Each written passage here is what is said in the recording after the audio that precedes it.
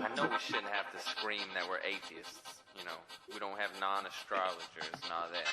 But with the religious people taking over the world, I mean, we can either speak up or be pushed into a corner. I'm proud to be an atheist, a skeptic, a non-believer, an infidel, a heathen. I call it how I see it. I say it's ignorance and you just call it faith and unsubstantiated claims. That's something to be ashamed. I'm an atheist. Coming at you from beautiful BC, now we get Florida. This is Left of the Valley 2.0.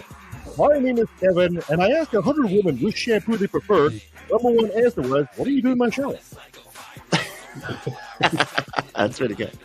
Joining me as the team that wonders why they call it creepypasta when Fettuccine Alfredo was there all along. Oh, afraid. I get it. You get it. It took me a second. Guys, welcome back. We're going to have a great show today. We're going to be talking to secular Rarity in the second half of the show. And this show is brought to you also by our patrons. Go to patreon.com/LATV, and you too can help grow the show. Guys, had a great week. I hope you're okay. Everything's fine. Good. Yeah. It's all terrible, man. Everything's falling apart. The world's ending, and it's the worst. The sky's falling too somehow. I don't even know how that would function. It is. It's all happening. Well, in the meantime, we'll just get into our usual chit chat. All right, you guys. God, my page keeps disappearing. Guys, remember a couple of weeks ago we talked about the Brazilian insurrection of January the 8th? Yeah. At the time, ex-president Jair Bolsonaro, who's the ousted Brazilian Trump, right-wing incompetent president, he chose to flee to the U.S., where he's been staying in Orlando, Florida. So right down the road from where Bentley is. Oh, God. Yep. That's who that guy was. I knew I saw him just walking around looking crazy. Talking to him. He was at the bus stop talking to himself. It was a whole thing. So it's been widely assumed that, although it hasn't been confirmed, that Bolsonaro entered the U.S. on a A1 visa that's reserved for sitting heads of state. If so, it would mean that he also only has 30 days from the end of his presidential term to either leave the U.S. or adjust his status with the Department of Homeland Security. So he's kind of going through that right now. Bolsonaro's calculus appears to be to distance himself from the radicals whose destruction in the Capitol could implicate him. So he's actually smarter than Donald Trump. I was just going to say. That's funny. In the wake of the rampage in the Brazilian capital this past month, a group of 46 Democratic lawyers sent a letter to President Joe Biden demanding Bolsonaro's visa be revoked. And I'm kind of hoping for it. So, right now, the news, we're keeping an eye on this. The former Brazilian President Jair Bolsonaro has filed a request for a 6-month visitor visa to stay in the U.S. So I guess his plans is he's not going back anytime soon. It's too hot down there for him right now. Hotter than here, too.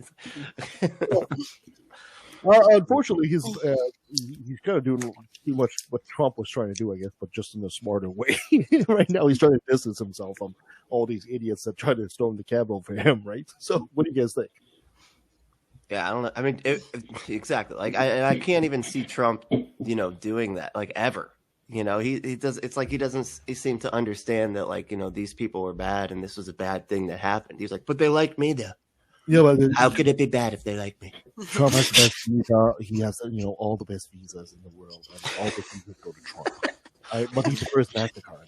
I have the best QAnon shamans. My QAnon shamans are the best friends.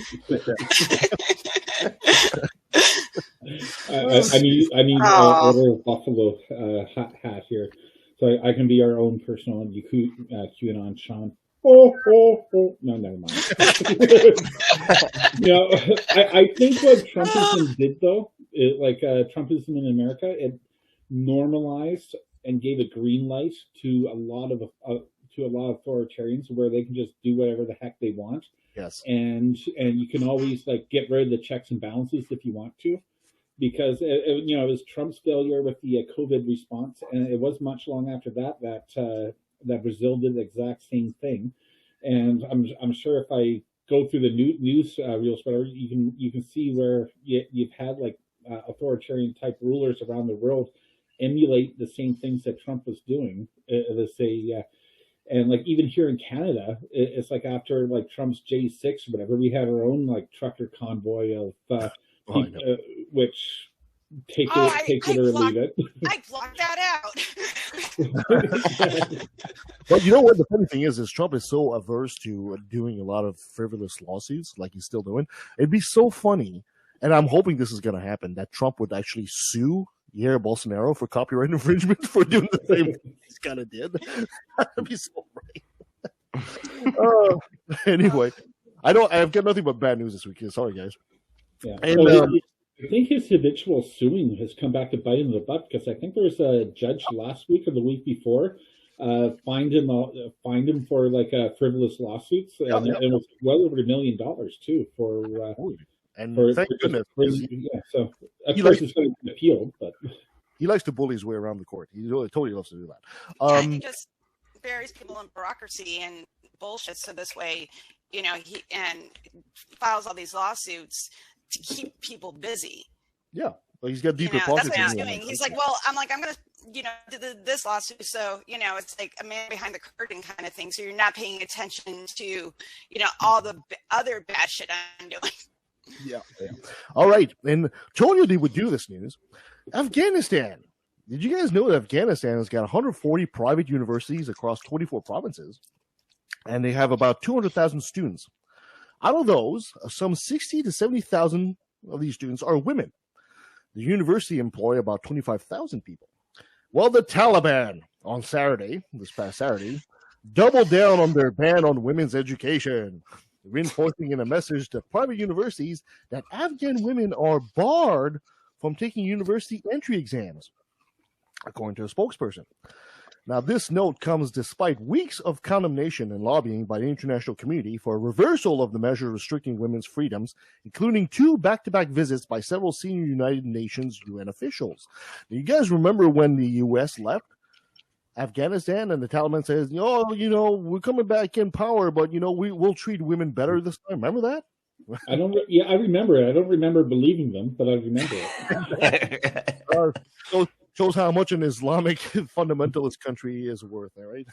I swear, they need to figure out the Southern strategy, man. Because like the thing with here, like we're all about the hating the women too, but they pretend to like the women while taking away their rights, right? That's the difference. They have to figure out how to like thread that needle instead of just being like, oh no, we just hate women. What do you? Yeah, what? they're pretty blunt on them. Well, it's not like they don't hate women. Like if you talk to a fundamentalist, they love women. It's just they look at women as a piece of property, like a brand new car that you keep polished every weekend or whatever. So, they're not people. They're just they're your wife. Yeah, exactly. Yeah. I love my goat, right? The same thing. We're not people. No. No, you're not people. I'm a subspecies. Yeah, that was Socratic irony, by the way. I don't actually think that. It's just I've heard that argument though, where it's a case where they'll brag about how precious women are and how they have to keep them beautiful and keep them safe by not letting anybody see them or let them talk in public. And it's a case where it's like, and then you bring up the question, it's like, isn't that like treating them like property, dehumanizing them? And it's like, oh no, the cognitive dissonance kicks in. Yeah. Absolutely. No, we see them as a human that we own. What? Yeah. What do you? A little China doll, like you got to protect her, keep her in a display case. So, the Taliban barred women from private and public universities last month, and the higher education minister in the Taliban-run government, was a guy by the name of Nida Mohammed Nadim, has maintained that the ban is, quote, necessary to prevent the mixing of genders in university, because that's a crime, apparently. What? And because he believes some subjects in thought violate Islamic principle. News for you, everything taught violates Islam principles. That's right. If you want to be completely within Islam, you can't learn anything, apparently. There's a loophole, though. Like a couple of years ago, there was an imam or whatever that created a fatwa saying that women could reveal their faces in the workplace as long as their coworkers were made family members, or so that, and the way you did that by breastfeeding your coworkers. Breast? Yeah, if What? you don't believe that, Google it. It No, was a thing. It was Wow. a case where it's like you can make your coworkers just like your family, so you don't have to cover your face. You just got to breastfeed them. That sounds just And- like bad stepmom porn, man. That's just, they can't. Yeah. Do you get your news from I'm just- Pornhub? Or... I'm just- This whole thing. So now- it ranks right in there with that fatwa where women aren't allowed to touch cucumbers because they're too phallic. Which there was actually pushback on that one, and they lifted the fatwa because women can cook and the men were too lazy to. So oh my goodness. See, I want the Like, opposite of that, but just for people that are homophobic. They always have to have Right. it. They just all the time. So the Taliban have made similar promises about middle school and high school access for girls, saying classes would resume for them once technical issues around uniforms and transport were sorted out, but girls remained shut out of classrooms beyond the 6th grade to this day. So they lied about that too. So apparently they sent a copy, they sent a letter to all these universities. And yeah. So a copy of the letter is actually shared with the Associated Press, warned that women could not take the entry test for bachelor, master, or doctorate level, and that any university that disobeys this edict, legal action will be taken against the violator. So they're taking legal action against the university if they have women go in and take the entry exam for a bachelor degree, for example. And this letter was signed by Mohammed Salim Abdan, the government official overseeing student affairs of private universities. What a douchebag. I well, can't. and also, I too, they're a bunch don't. I of don't. freaking cowards. Yeah. Like, I know. they are cowards because they're trying to act like we're all tough, with all this toxic masculinity that's going on, and they're afraid of women being educated and being independent, which tells me you're a bunch of weak little babies, and they're a bunch of cowards because it doesn't hurt anybody, but they have to maintain some kind of control, and if women, get educated, then they can't be controlled, and it's sad and depressing that they're just a bunch of little fucking cowards. And it's frustrating to me, but because I hate sexism in all its forms, but I just see that as like the scared little babies, like they're not real men. I'm like, you're all a bunch of fucking assholes. Helen, you don't understand. It's all because it's the religion of peace. Okay, it's the religion of peace. We have to subjugate women in Islam to make sure the world is peaceful. Don't you know that women cause all the problems in the world? Jeez, where have you been? Right, I'm sorry.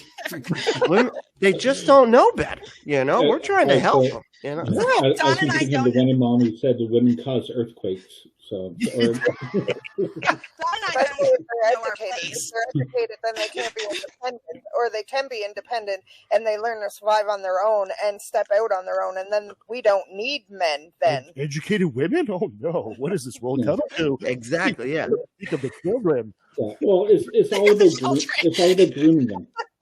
Yeah. Like if you want to talk about grooming, it's and we have the same thing here in Canada. Like Bountiful, BC, you'll have like a radical Mormon cult or whatever that they don't educate the kids the girls past 6th grade. They're raised till birth to think that their religious role is to be a husband to one of the church elders. Yeah. So you'll end up with like these 12, 14-year-old girls marrying 60, 70-year-old men, like the same thing that you see in the Taliban. And the reason why they get away with it is because women are raised from birth to think that the only thing they are is servants to husbands and baby makers. I don't understand what you're talking about, Troy. Mormons don't exist for real. That's an invention in me. There's no real. Yeah, sure. But it's like stripping them of all the education is all about grooming the next generation of women to be subservient to chauvinistic men. Can you imagine? Can you imagine as a man, you're getting married to a woman who only has a grade 6 education level or anything like that? I mean, I don't know. I was an idiot in grade 6, and I'm pretty sure we all were. So to marry an adult that has this level of knowledge in their head would be, oh God, I gotta explain everything. Well, the way I understand it, once they get married off, then it's up to the sister wives to teach them like life skills. So it's like you learn enough to be able to read, a little bit of math. And then after that, it's like your sister wives will teach you how to iron, cook, and clean, and all the other stuff. Yeah, but would you want to date or marry somebody that you have to explain to them how airplanes fly? I mean, would you want to date somebody like that? You don't have to explain lift and air pressure, and They do that because they don't want to be challenged. That's the thing. And because if they're like saying, I don't know, this political thing like doesn't make sense to me. I think that they're wrong about that. And she's like, well, I don't know. Think about it this way. He's like, hey, what are you just like not agreeing with me 100% right now? Like, what are you doing? You know, I think that's more. Get back in your burqa. What are you doing? Yes, you know? Get back in your burqa. Well, it's plain dresses that are ugly as crap and certain hairstyles, and so they don't attract any attention, you know. And it's so bizarre and frustrating. And the thing is, so it's always this false equivalency. We're like, we don't do that type of stuff in the United States. I'm like, yes, we do. There's all these tiny little cults everywhere doing the exact same fucking thing. It's just that these cults don't have as much governmental power as the Taliban. Yeah. Though they could, but they do have influence because there are people that are part of that community that are part of their local governments. So, you know. All right. Moving on, guys. We got very little time and we have lots of segments, so let's get through them. Helen, are you ready with your segment, dear? Are you ready for a top 10? I am ready. Make it quick, dear. You're on the spot. Okay, so for this week, I decided to I wanted some humor, so I decided to do a top 10 of the weirdest laws in the United States. So, nice. Okay, guys, why do you go to a bar? Why do you go to a bar? To forget my problems. Oh, yeah. Why do you go to a bar? Well, usually to have a drink. To meet people. Right. What is the goal of having a drink? To relax, get a little drunk. Okay. So in Alaska, you cannot get drunk in a bar. That's just because they watered down the liquor so much. So, people who are already drunk must not knowingly enter a bar to drink more either. Or in the bar where they are drunk in the first place. So, basically, going to the place to have drinks and getting drunk, and if you're too drunk, you have to leave. So, well, fair enough, I guess. Also, just so you know, in Alaska, you cannot, it's illegal to view moose from an airplane. Can't push a moose out of an airplane. Oh, God. And you cannot. What am I going to do on Friday nights now? This is bullshit. Now we know. A sleeping bear to take a photo. I thought cow tipping was cruel. Now we know exactly what the inspiration for Operation Dumbo Drop was. Exactly. You can't wake a sleeping bear. To take a photo oh, you can, but that'll be the last thing you see. And you can't bring flamingos into barbershops. Specifically, the barbershop. They're like, our hair's perfect. Okay. I really want to do that now. I just want to walk into a barbershop with my flamingo on my arm and they say, it's perfectly legal here. I'm not in Alaska. I have every right to bring my therapy flamingo. Jesus. Flamingo goes crazy. There's flamingo shit all over all over the barbershop. Okay.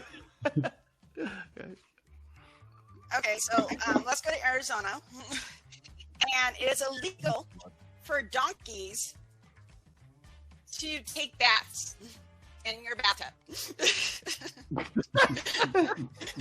Okay. Well, I'm glad that there aren't going to be donkeys taking baths in my bathtub then. This is just coming in and using my shit. Yeah. You can't give them a bath in a bathtub. But you're allowed to have them eat your waffles, right? Or allowed to let them. That's a story that had to include alcohol at one point. Right? Yeah. In Connecticut, a pickle cannot be considered a pickle unless it bounces. What if it's Pickle Rick? So I guess you bounce it. So if you take a pickle and you drop it on the floor and it doesn't bounce, it's not a pickle? Fermented cucumber. So that means it becomes relish. I mean, somebody was selling cement pickles. That's what was happening. They're like, hold on, we got to figure this out. We got to make a law for this shit. So, hey, buddy, you want a real pickle? I got a real picture of my jacket. I know. Ounces. All right. Okay, Brandley, I know you have an elephant. So, do not leave it tied to a parking meter. Really? Okay. Yep. If you do that, you have to pay the fee. That's the same if you would do this if you would park a vehicle there. And that's just precious. Yep. I want to see a video. An elephant. I want to see a video of an elephant on the parking meter, and the elephant is feeding corn into the parking meter itself. But to be fair, this law probably originated in the 1920s with Ringling Brothers Circus when they moved their operations into Florida. So that might reason I was going to why. say Gibsonton. That's got to be Gibsonton. You guys have Georgia Santas. This could be very recent law.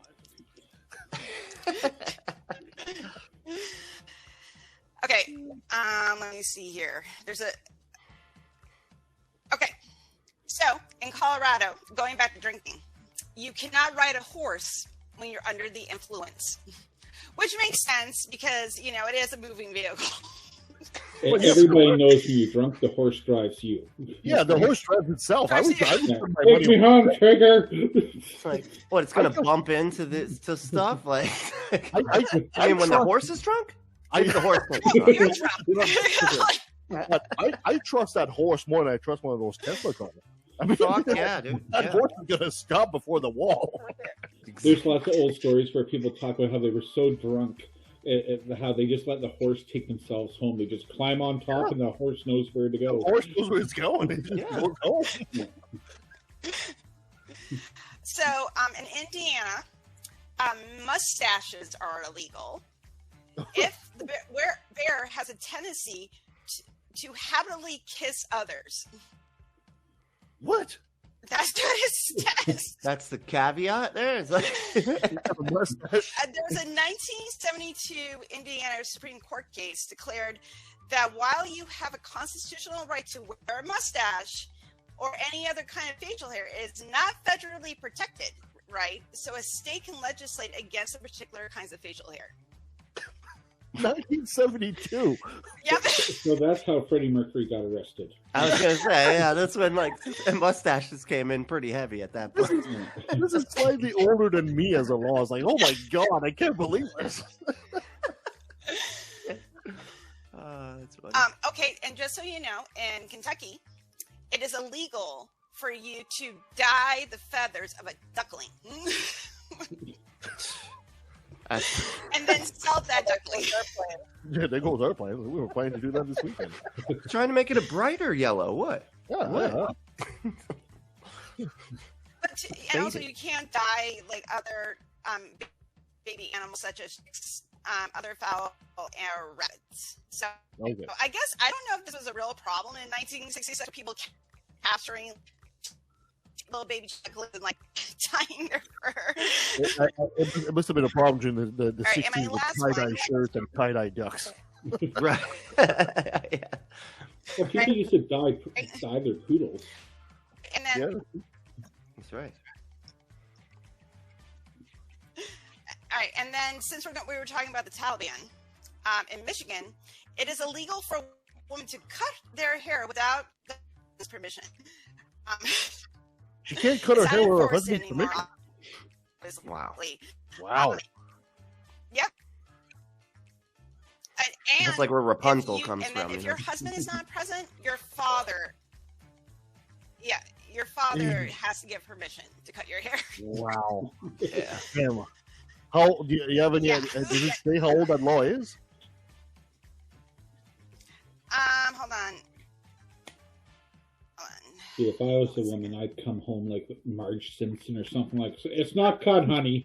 No, I can't get through the door, but it's. It can't. Wow. Yeah.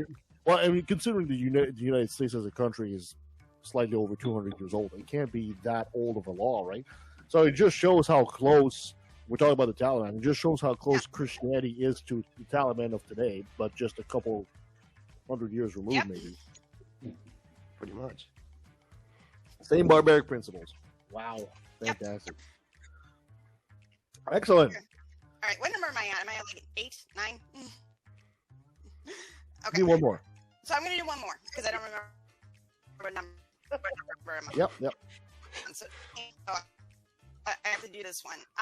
It is illegal to carry seaweed Sorry, you you can't cut off. collect It's it, you can't illegal to carry it, carry you can't seaweed. Yes, it's illegal to carry, collect, or distribute at night. Did you guys cash out? Is it illegal to carry seaweed at night? Is that what I caught here? Or collect. Yes. And collect, sell, or So give So you out. can't have sushi after dark, essentially. Right. Yeah. Right. So this originated in colonial. Seaweed was used as a fertilizer, and they didn't want somebody to have like first dibs at night, so everybody would collect it as a whole instead of just one person collecting it. But it's books. So, Interesting. All right. I don't make the rules, okay? No, fair enough. Fair enough. Thank you so much for that, Helen. Oh man, funny laws. You're welcome. I want some humor this week. We need some lightness.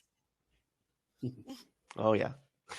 All right, so let's try something we haven't tried in a long time. Dawn, you're getting a whole new segment. It's been a while. It's time for things that make you go, Arsenio Dawn. Sorry, I couldn't help myself. So you all know, with being so close into the new year, pretty much everyone goes on these weight loss, health, and wellness kicks, right? That's true. Well, here's a product I think that would help us all in this lifestyle together. A healthy product. All right. Clara gluten-free water. Premium lifestyle-orientated water. What? Hold on. Did you say gluten-free water? Gluten-free water. Gluten-free water. I kind of like gluten in my water, actually. So it's Yeah, I totally Sounds agree. like plain old hydrogen dioxide to me. bread water. What do It's I know? bread water. Gluten-free water. That's okay. That's wonderful. Clara gluten-free water is artisanally crafted to give you the little moments of zen throughout the day as you travel from divine yoga to soccer practice and meditation before tantric coupling. Clara water will hydrate you with liquid positivity.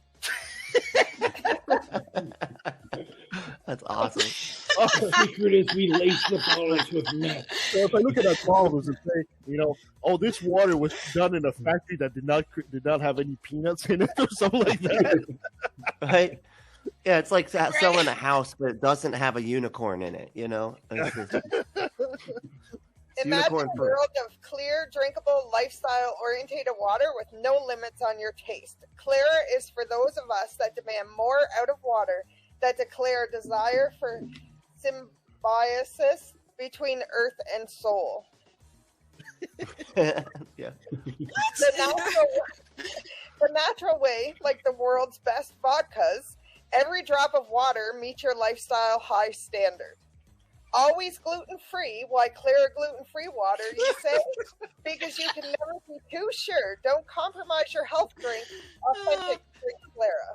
I totally buy that because right now I'm drinking cholesterol-free peach tea. So gluten-free water, why not? Right? It's right there with my MSG-free coffee. MSG-free coffee. Exactly. And get this, it's spiritually aligned. Oh, there we go. Spiritually aligned. Clara Oh, there we gluten-free go. water. I can align my chakras. Yeah. 8 out of 10 witch doctors Water, can't your tell the difference. No. Your chakras are aligned so well, your digestion's going to work better, and you're going to be regular after this. Clara gluten-free water has drawn on the world's most renowned spiritual gurus. Oh, God. I'm going to butcher this. Tulum to Carbander. We've infused our best thoughts and prayers into your water. It's like, I'm putting my thoughts in the water. So what was the name of this again? Aqua placebo or Aqua placebo. I love it. I love it. Where's my bell? I love it too. That's great. And this is a real product. This actually exists. And you There's can buy this. testimonials. Oh, there's testimonial. There's You gotta testimonials. give us a testimonial. Now you know it's got to be true. So because I have 2 dogs, I'll read the one for the dogs. Oh, yeah. Gluten-free water's got to be good for you. No. Come on. Wolf, wolf, bark, sniff. Our dog Riley took took ill one autumn, and we tried everything to bring back his vibrant spirit. A friend of ours in Tullum gifted us a bottle of Clara water. As always, we gratefully shared a meal with Riley after evening meditation. Yeah, because you always do that. So people don't bring you a bottle of wine anymore. They just bring you a bottle of water, of spiritually aligned water to your meal. After drinking a portion of Clara water, guess what? Riley's vigor returned the next day. Oh, hallelujah. It's a miracle. And after he finally crapped out the roll of toilet paper he ate. But... That water is also a stool softener. It is. We have a testimonial from a surgeon. Oh, from a what? From a surgeon. From a surgeon? Yeah, Oh. Vigo surgeon. God, you gotta be kidding me. I have never believed in much outside of cold steel against a human body. Battling That sounds stress like a psychopath. and burnout, Right? I took a 10-day Vipassana to realign my humanity. Oh, God. Okay, so a surgeon told you he took a 10-day to realign his humanity? What kind of surgeon was he before? A non-human surgeon? You know? Just, He's a surgeon. A surgeon. yeah. You can't see the air quotes there. I didn't It just Jack makes the me think Ripper, of Yeah. I was a surgeon. Yeah, it makes me think of that COVID The doctor surgeon. who was like, you look into them, it turns out that they think evil spirits cause illnesses. Yeah. You can Demon find a doctor. doctor to say anything. And there's a lot of crazy ones out there. Oh, God, Yeah. from a surgeon. You know, how embarrassing. The retreat featured Clara, and by day 10, my orientation had changed. Clara's pillars of life had made me a better man and surgeon. His orientation had turned by the time he was facing north now. Instead of facing south. And gay. I was gonna say it again. Oh, he's gay too. He's north and facing. I don't think you need a surgeon tell us like drinking water is good for you. It's like I don't think it's a religious experience, but maybe water with cucumbers. I don't know. I don't know, man. Spiritual aligned water. Isn't that like holy water or something like that? No, remember when they did those tests? They tested holy water in the churches, and you realized it was full of fecal matter and shit. It's like holy shit. That's that Holy one. shit, indeed. Does that say where you can buy that water? It's being sold in New York right now. Oh, of but course. to get any other information $20 a cost-wise, bottle. I'd have to email the company. So How much is it? How much would a gluten? I want my gluten-free water. I would have to email them and get back to you on It's that only- because it's not on their website anywhere. The price is only the cost of your soul. Okay, that's the only. Shocking. Oh, And the surgeon's going to take that soul from you. Just so you know. you can fry from your Cut it out cold precisely. hand with this cold steel against the body. Oh my god, that was great. This was like I've been in like Whole Foods and stuff and other like movie kind of places, and they have like chakra water bottles, you know, Oh. and they're supposed to like energize your water in a certain way so you're nice and in line with the universe. There's like people that do Reiki water and they bless the water, you know, and Reiki energy goes into it. So this is just another scam that, you know, yeah, for sure. it's the same old pony show, I like to say. Yeah, I've seen those bottles. Like a bottle, and there's like a crystal But that's melted in the middle of it. And, yeah, and you're supposed to put your water in it. It's supposed to vitalize your water or something like that. It feels like you gotta light this shit and then it stabs you while you're drinking. Oh, thank you so much, John. That was great. All right, Troy, my man, you have a quick, fantastic John myth for us? I don't know about quick, but I'll do my best. Well, you got 10 minutes, my friends. Okay, so I'll go fast. Saint Margaret of Antioch, Dragon Slayer. She was one of the most famous female saints in the Catholic Church and Eastern Orthodox Christianity. Her story took place around 300-ish BC, sometime during the time of Emperor Diocletian, who did the real crackdown onto Christians. Her feast day is on July 17th or the 30th if you're Russian Orthodox. She was one of the 14 holy helpers. So, like, the holy helpers were a group of saints in Catholicism that you prayed to, and they healed you for different. Free water. Yeah, with the holy water. She was the patron saint of child rearing and kidney disease. That's an odd mix. Childbearing and disease. Well, the child rearing, I guess, is because she was inside the dragon, and I guess maybe the dragon thought I had a kidney problem. I don't know. It's a lot of pressure there. I guess you could have 4 kidneys after you've given birth. I guess. Yeah. The first mention of her. They had that back then. It was in the water. Yeah. The first mention of her was in the 8th century. She actually had a cult that followed her. And we don't know much about them, but they did sell lots of merchandise because she was being so popular. They would sell relics that they claimed came from her. This cult was based out of Anatolia, which was just outside of Antioch. It was later suppressed by the church at the Council of Trent in the mid-16th century, which was mostly in response to Reformation because like the whole Reformation thing, one of the issues was everybody was like worshiping the saints instead of God. So after that, it went from basically saying instead of praying to the saints, you prayed to the saints to talk to God on your behalf. So you weren't getting your blessings directly from them anymore. Most scholars agree that her story is almost completely fictional. Really? Yeah, no. It's so different than all the other ones. Yeah. But some of them claim that her story was actually a Christianization of pagan belief. So it's like so people adopted her as a saint so they can keep on with their. Oh, sorry. Most saints are. I'm just trying to fly through it. So pagans would apply Christian or make Christian stories of their existing pagan saints so that they could keep on doing their traditions. They think that she was linked to a myth about Aphrodite or the Great Mother Goddess, which I think was Germanic mythology.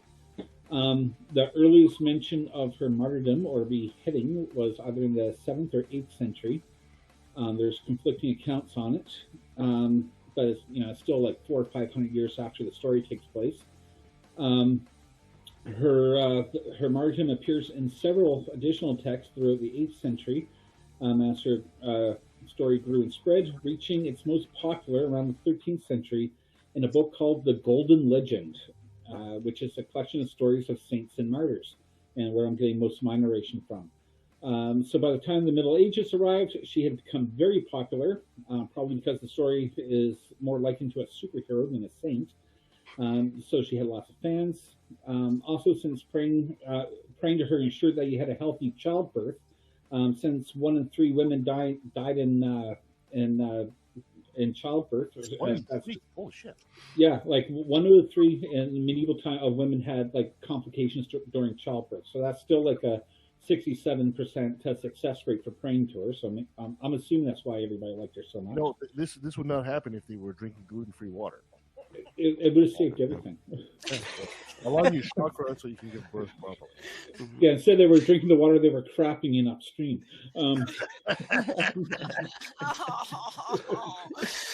It's a hard truth. Medieval people live with it.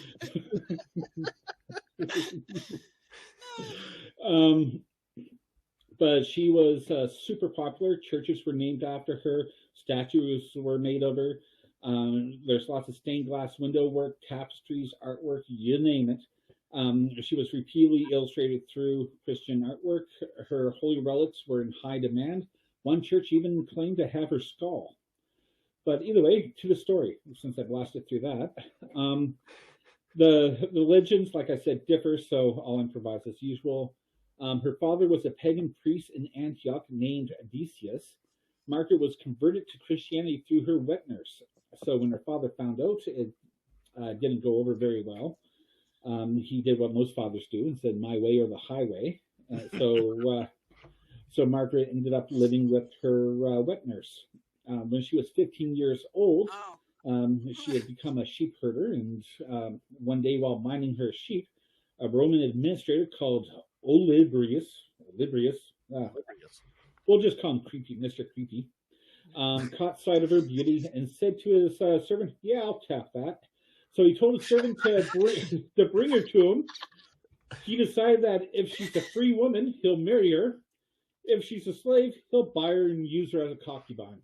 I just love how these ancient tales, they just have one look at this person. Yeah, I'll marry her. It's like, it's a true love story. They haven't even met yet. It's like love at first sight all the time. These people, it's like, what the hell? Marry or purchase. By the way, purchase. Yeah. You know it's love when you got to weigh your options. So she was brought before him, and he demanded her to know her lineage, name, and religion. She answers and states her name, lineage, and says she's Christian. He replies, "The two things be convenient to you, that you are noble and called Margaret. But the third is going to be a problem. After all, a pretty girl like you should be worshiping a crucified God." So she's like, "How do you know he's crucified?" That's the worst girl voice ever. It worked. It worked. That was the best voice acting I've ever seen with her. So he implies you read it in a Christian book. So Margaret says, should I try to do the girl voice? Maybe not. So she says, "What a shame that you shall read how Christ suffered and believe this happened, but not believe he is the Son of God." And it's like, well, that's logic for you. She continues to try to convert Olybrius to Christianity, which he found to be a real buzzkill, so he tossed her in jail that night. Jeez. He brings her before him the next day and said, "Hey, just worship our gods, so I can let you marry me. It's a win-win." But Margaret was like, hard pass. Hard pass. Jesus is bomb. Yeah, and sadly, Margaret soon learns that you never say no to a narcissist with power that doesn't have any checks and balances. He dangled her in the public square, had her beaten with rods and then with iron cones until blood ran from her body. He should have wowed her now. I mean, he should have win her over now, right? Yeah, that's some pretty brutal S&M. Yeah, Gray, go eat your heart out. Yeah, our HR department, if we had one, would be busy right now. So then she was then asked to recant her beliefs, and he'll let her live. And you can probably guess her answer. Olybrius, not being able to stand the sight of blood, covers his eyes and sends her back to prison. Oblivious is right. Yeah, oblivious. Yeah. Oblivious to what women think. Oblivious, that guy. So once she got sent back to prison, that's when the story starts to get fantastic. So in the prison, she started praying. While doing this, a great light appeared. The guards all saw this, but they never really did anything about it, according to the legend. She then asked God to show her fiend who is tormenting her. Then suddenly a dragon appeared in her cell and swallowed her whole. What a twist. But I'm wondering, how big is her cell where a dragon big enough to swallow her whole can actually appear in? She had the luxury. She had the luxury dungeon. Yeah. She has a gray. This sounds like a D&D origin story for a character. It does. Yeah. I wouldn't know why the historians said that the story's myth. You need to roll a saving throw. Roll a d20. Saving throw. And then he rolled a 20-sided die. Well, no. So I guess while inside the dragon's belly, she rolls a critical 20. Because she grabs her handy dandy crucifix and then starts stabbing the dragon from the inside out, and poof, it disappears. Okay, well, she's a paladin then. Yeah. Yeah, I think it's funny because the story predates about 100 years before crucifixes actually started to get used in Rome. But either way, so then the devil appears in the likeness of a man. You know, just what she needs is another horny guy.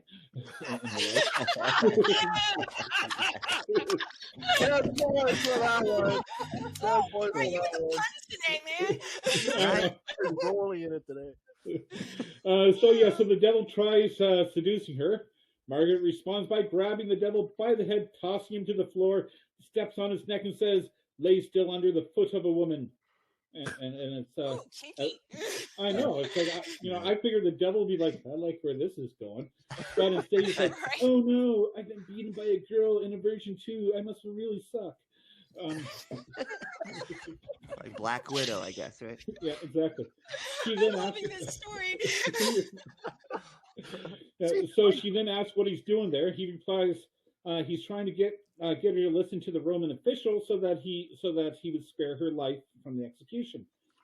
And she was like, "Have you seen what this guy looks like? He's a total creeper." I added that part. He has the white van and the creeper glasses. That's how you know. Wraparound glasses, yep. Yeah. You know what? I'm doing a Patreon goal. We're having the Bible stories read by Troy from now on. Way better of a story than Christians would put up on film. Too many years of VeggieTales, I think. Okay. So she then demands the devil tell her why he likes to deceive so many people, and the devil pretty much says, "Because virtuous people are douches and are really annoying. And since they get to go to heaven and we can't, it really ticks us off even more."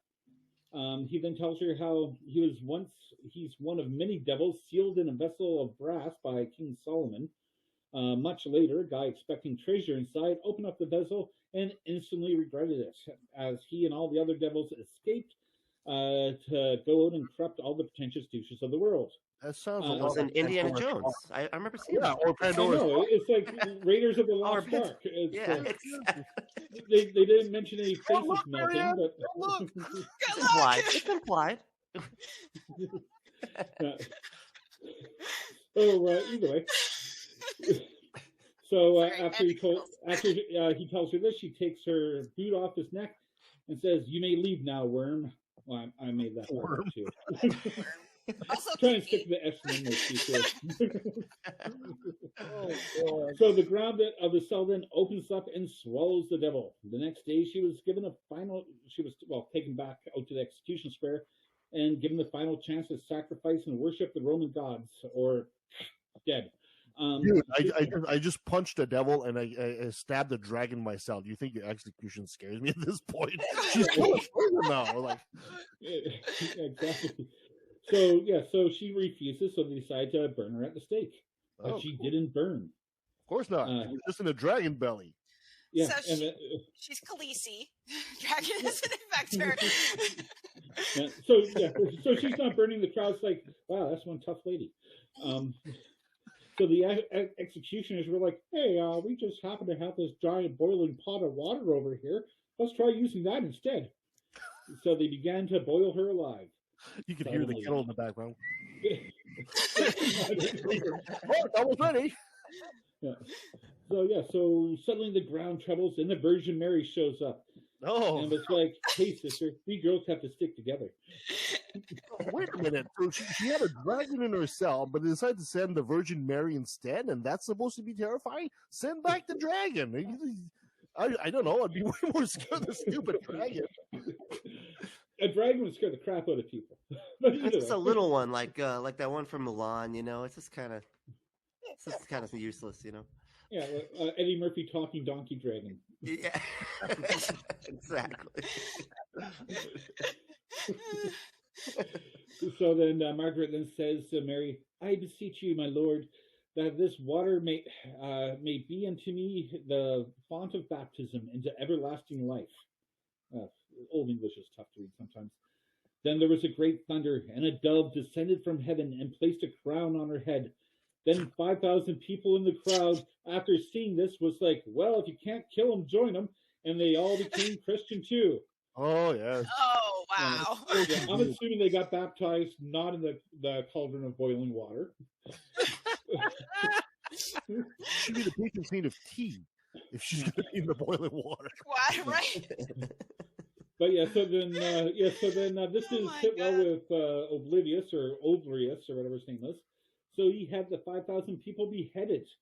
Oh, 5,000 people beheaded? Yeah, 5,000 people converted and then got beheaded. Which it's like so What? like yeah, so like being a history nerd, I'm like, okay, let's look this up. So the population around this time of Antioch was around 14,000 people, with about 5,500 people being citizens. oh wow. So the decision to kill like a third of his population probably really messed up their local economy. And I just love how these Bible stories, the numbers are always so round. It's 5,000 people. It's not like 3,297. It's like 5,000 people on the dot converted all of a sudden. Well, keep in mind, numbers. yeah. Keep in mind though, this one isn't from in the Bible. This That's is true. This is Christian literature that got passed around a lot. Christians didn't really have a Bible until the King James came along. Before that, they had codexes and a whole bunch of these different gospels and stories and stuff that they relied on. And they didn't have calculators either, man. So Yeah. like counting on their Really fingers, cool. I'm just imagining, like, the guillotine wasn't invented yet, but I just imagine, like, an assembly line. Next. Like you're chopping onions, Chop off head. Next. Yeah. Well, either way, so seeing that Margaret wasn't dying and being afraid that the rest of the crowd would convert, he then ordered Margaret be beheaded also. Margaret then asked Space to pray first before being beheaded. And here's a common. So here comes. I want to pray first. Yeah. What's that? Yeah, and because so far they seem so sympathetic to Christian needs, they're going to let her do the prayer before execution. Wait a minute. We tried to burn her in fire. We locked up in a dungeon. We tried to burn her in fire. We tried to boil her. But now we're just going to behead her because at this point. Was she Rasputin? What the fuck? Yeah, God damn. it's a miracle. Woman, this one. Oh my goodness. So either way, so she makes this long speech about forgetting the crowd, thanking God for a glorious death, and that everyone who hears her story, copies and shares it, remembers her name, should all be given. They should all be forgiven of their sins and get a free ticket into heaven. And if any woman calls upon her during pregnancy, that they'll keep her safe and deliver the baby. Sure. So it's we're just throwing that last one in there. Not the doctors. Guys, don't forget to tell my story and like and subscribe. Right. and hit that notification bell. A review. It really helps us help others follow this miracle. Yeah, it's kind of funny how history repeats.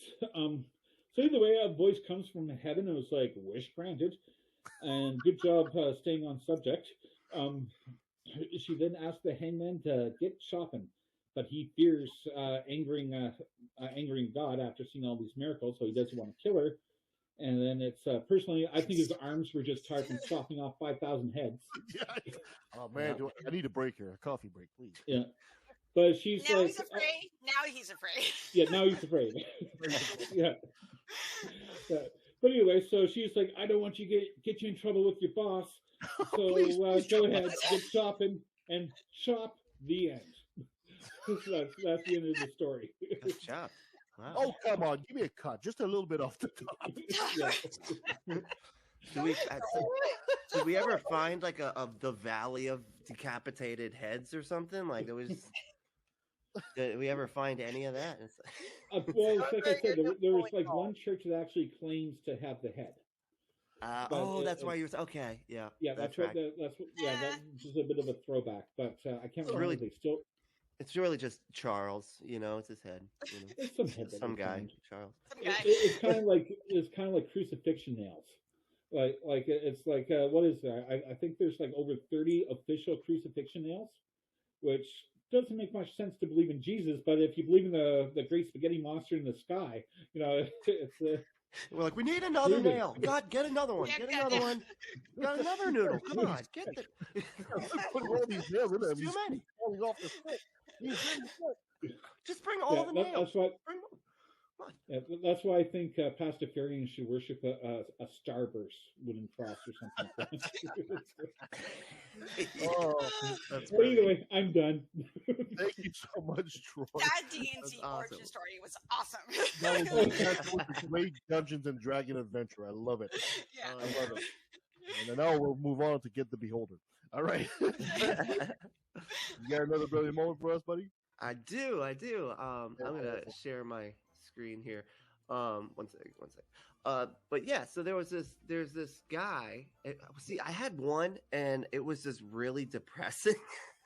So at the last second, I switched it to a clip. So let me just get the clip pulled up because I don't want to spoil it. But it is pretty funny. I'm sure you could depress us after these wonderful stories we just heard about the gluten-free water and the you can't have a donkey in your bathtub and the Dungeons and Dragon origin story there. That's right. All right, here we go. We got it. Oh, okay, good. Got it all pulled up. All right. Here we go. All right, so this is on the, I think that's the Catholic Broadcast Network, or Christian Broadcast Network. But Catholic is a subset of Christian. So here we go. Troy Miller.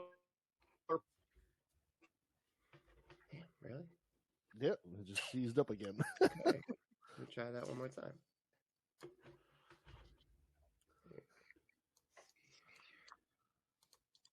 I can just Troy change Miller, my- president of. What the fuck? I can Friendly change my message. last name to Miller and pretend I'm talking for him.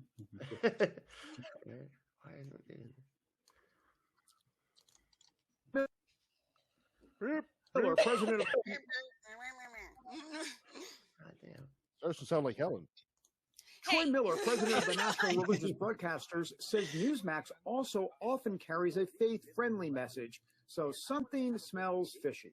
We just see this more and more, the weaponizing of government. And so we're asking, is that what happened with Newsmax here? What's going on behind the scenes? Beyond that, Miller calls on Christians to look deeper into what's happening. Christians have to realize what's going on here is a real clash of worldviews. It's time for Christians to step in and take back this media landscape. I think that the secular, left, really leaning socialist kind of worldview realizes if it doesn't silence the church, the Christian worldview, then they're never going to win. And so I think we're right in the crosshairs. Troy Miller, president of the National Religious Broadcasters, says There we go. Newsmax carries So faith. what ended up happening? Newsmax has been removed, right? So they were, and I don't know if you're familiar with Newsmax, but they were this like extremely. Wait a minute. You saying Newsmax has been removed off the air? They got removed from their broadcast network. Hold on a sec. I think you need to applaud that. I know. Yeah, I think they're strictly internet now, right? Like they're no longer, you can't get them on cable anymore. Yeah, no, yeah, you can't get it on cable.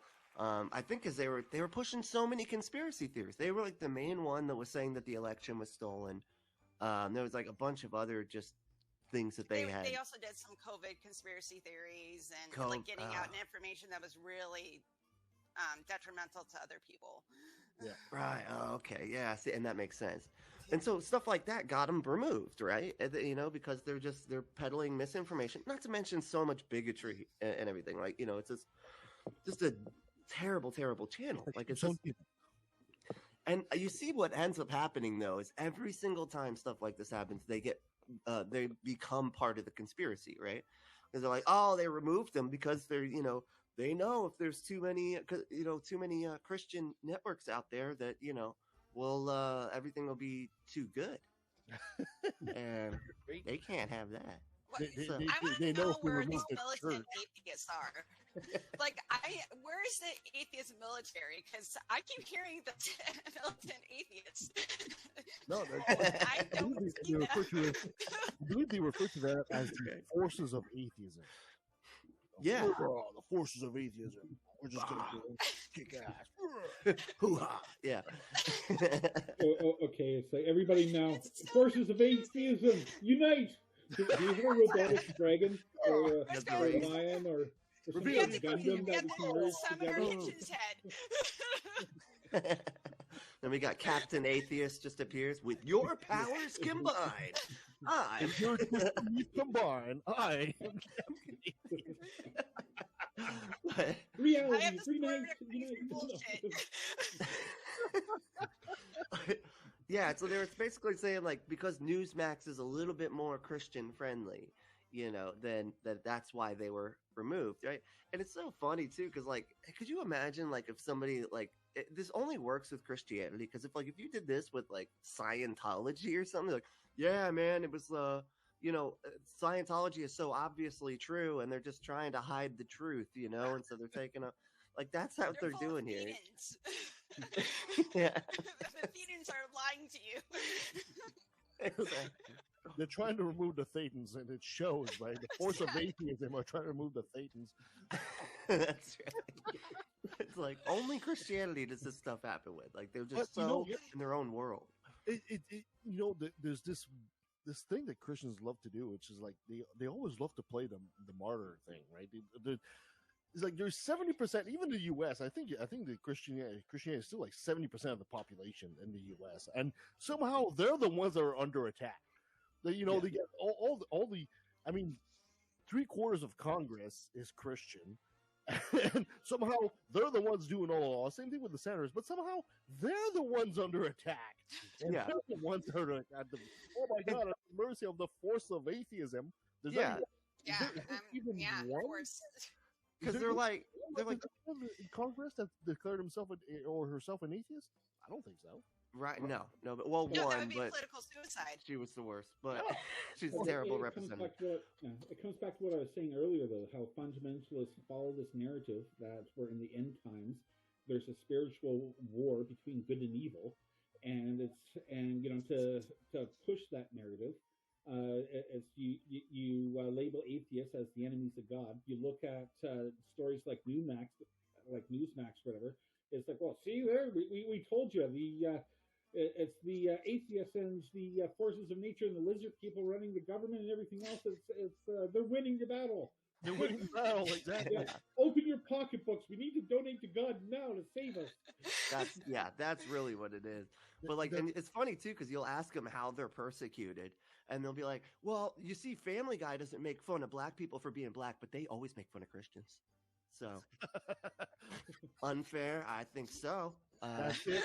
Seth MacFarlane is the leader of the atheist force. I can tell right now.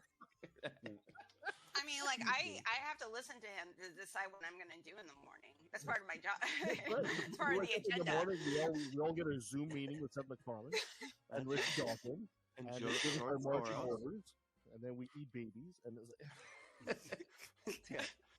we cash our George Soros checks, and then we have to eat babies in order to cash them. That's the rule. The funny but not so funny reality of all this is nonetheless that despite the fact that Christians are the overwhelming majority in the U.S., we'll take the U.S. here, and in Congress and in power, the only reason this country, the U.S., is not a theocracy right now is essentially their sheer incompetence and their victimhood. Thinking they're always the victim, but in reality, they could really turn the U.S. into a theocracy if they really wanted to. They have all the power in the world right now. Well, they're trying. Yeah, it's that pesky Constitution that keeps getting in the way. And the checks and balances. I know they're trying, and I know Project Bliss, and we should really have an expert to talk about on the show about Project Bliss and all that stuff. It's like you guys are so incompetent. You're taking over the world. You could if you really wanted to. You really could. They have the numbers to do it, but they won't because they're idiots. They're just a victim.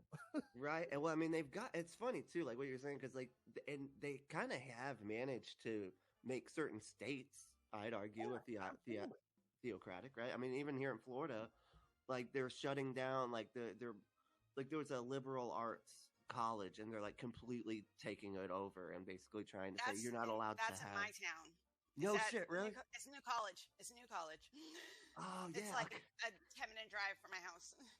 Jesus, yeah, and it's like they totally took over the board and they're like we're gonna totally ruin this school on purpose. You know, it's insane. Well, Also, that school has a lot of money because it's a private school, so there's a lot of money that goes through. They're not going after the public universities. Right. With this particular liberal private one, a lot of like really privileged people go there just because they have the money to. Because this is, so it doesn't surprise me that that is where they went. Because if you put 2 and 2 together, no. Again, think that secretly inside their mind, there, especially the higher up, and the ones that are pulling the levers, if you wish, of Christianity to do these political maneuvering. Do you think they know deep down inside that even if you did turn the U.S. into a theocracy, it would fail? It would absolutely fail. And the reason for the success of a country like the U.S. because it's not a theocracy. You think you secretly know that inside? I mean, they want to turn it as Christian as possible, obviously, to retain the power. But the principles of Christianity don't work very well with capitalism, in a way. right? Yeah, they don't.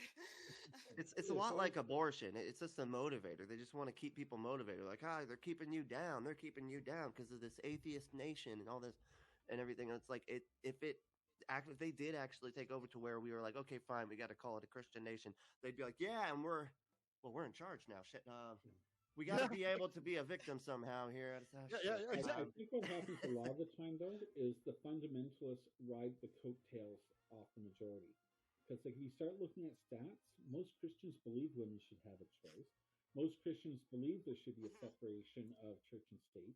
But the fundamentalists, wherever that scream the loudest and demand these things and try to like push false narratives and say they act like they represent all of Christianity, and as a result, it makes all Christians look bad when really it's only a percentage of the fundamentalists that are causing all the problems. Like a lot of Christians just want to live a good life and try to be the best person they can be, and they might rely on mythological false beliefs to do that. But if they're not hurting anybody, then peace sera.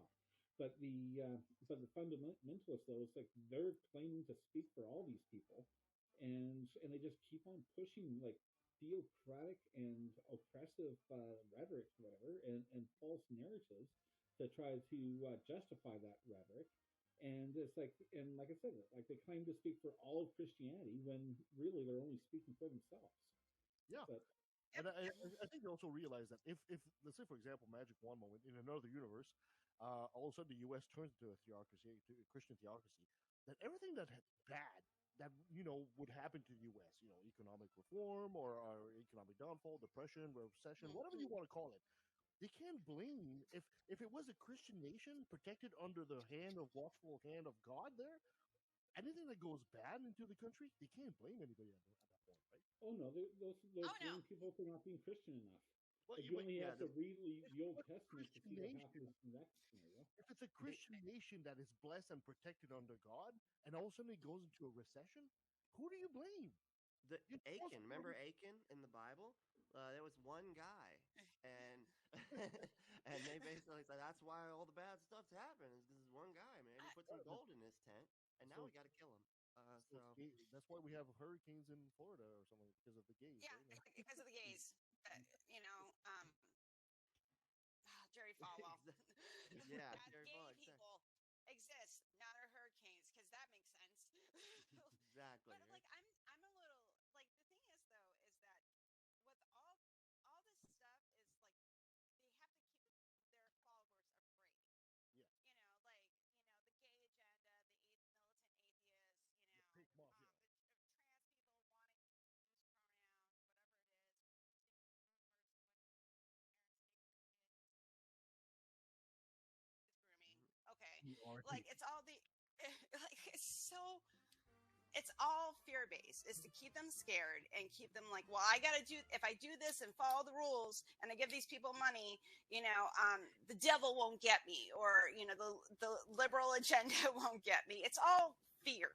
Yeah, and people not thinking through things of what they're being told, and that's why skepticism is so important, because when someone tells you something, you should go, is that true?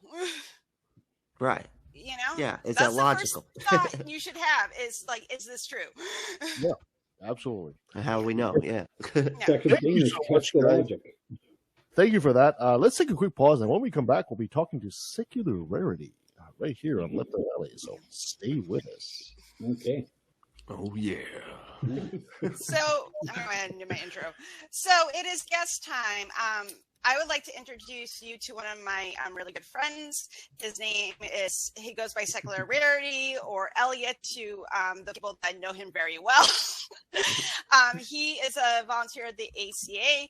He has been a co-host on Truth Wanted and Talk Heathen and the nonprofits. And I know him as one of the most.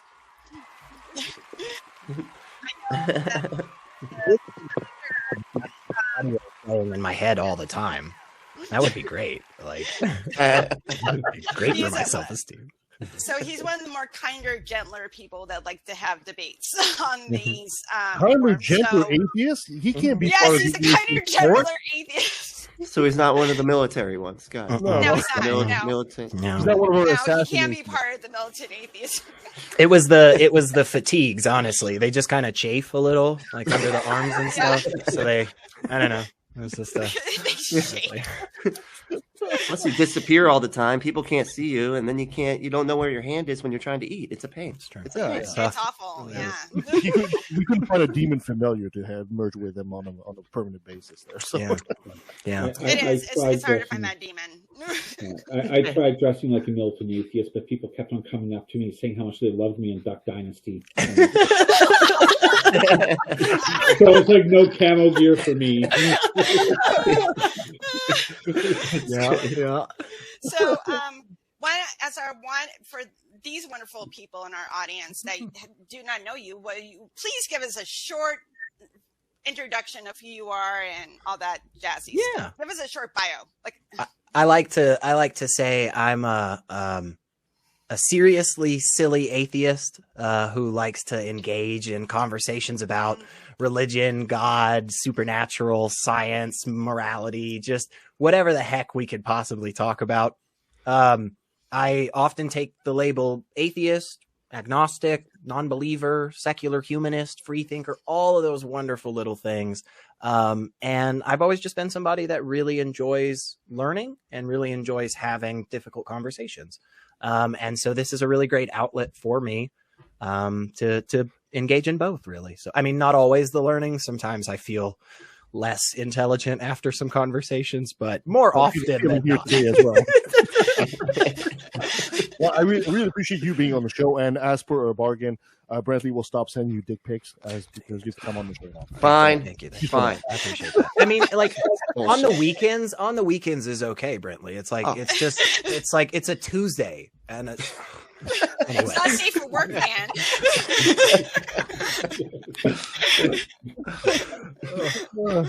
Horny daily, right?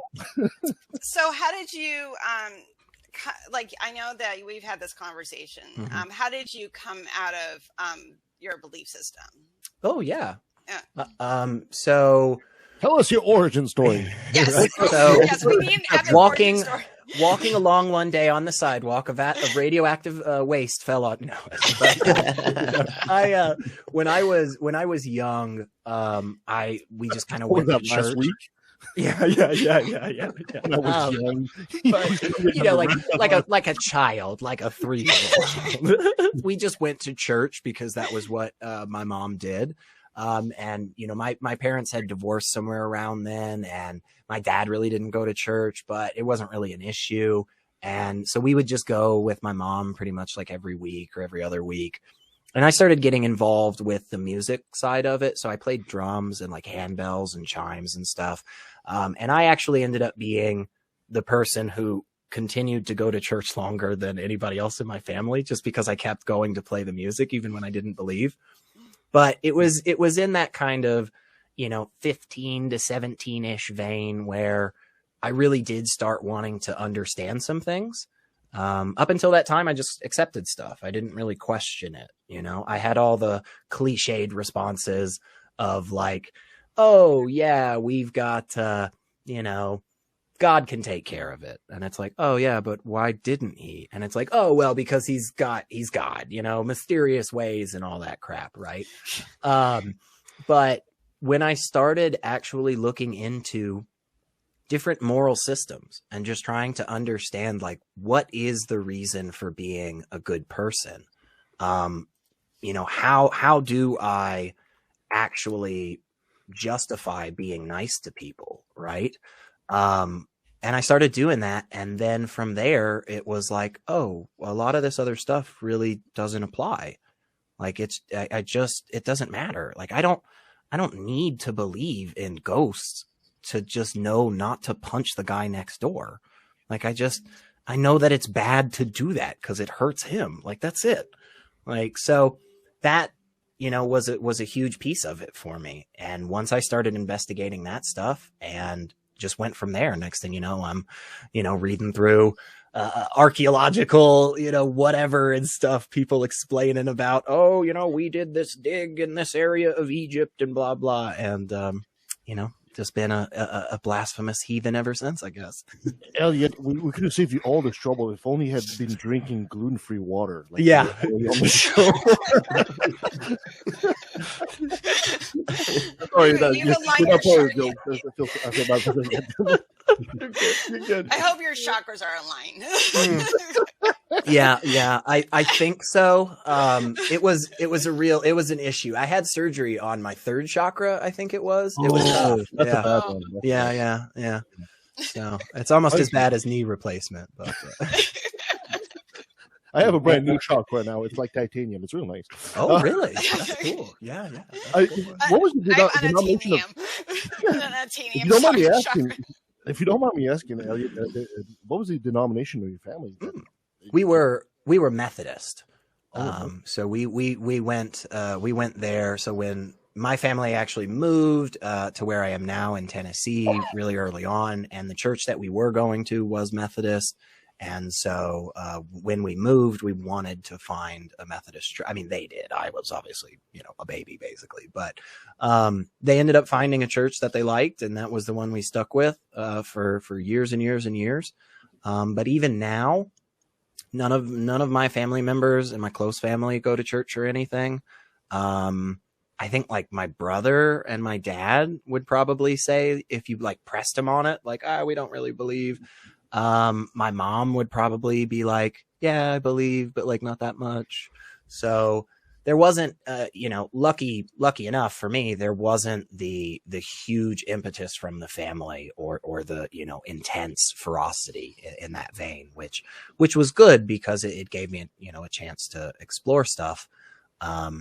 But yeah, I mean, I know, unfortunately, that is not the case for everybody. So. No, absolutely. And thank goodness for that. I mean, I came out of Catholicism, so people that, never go to church, we call them cafeteria Catholics and stuff like that. So we're cafeteria Methodist. Yeah, we have them too. Even though the origins of the Methodist Church is particularly silly because it was this guy, John Wesley, who was running around telling everybody else that they were doing a bad job. And so like, he really wanted to be like real traditional about it and like really strictly follow the like, methods of doing stuff, which is why people started making fun of them and calling them Methodists. And then he was just like, yeah, that sounds good. I like that. Let's do that. Let's take that name. Well, I mean, there are some proven methods in the Bible, right? There are. That's true. When you take that bird and you sacrifice it, put the blood on the other bird, you use that in the mold in your house. That looks fantastic. Try that. Yeah. God gives you a prescription for abortion pills. I mean, it's absolutely awesome. Yeah, I know. But it's pretty bitter, but it works. That's good. Yeah, I mean, in the front page of the Methodist hymnal, this is one of my favorite little facts to tell people about the Methodists. In the front page of the Methodist hymnal is the original letter written from John Wesley. Still to this day, they print it, where he basically goes through like telling people how to sing these songs.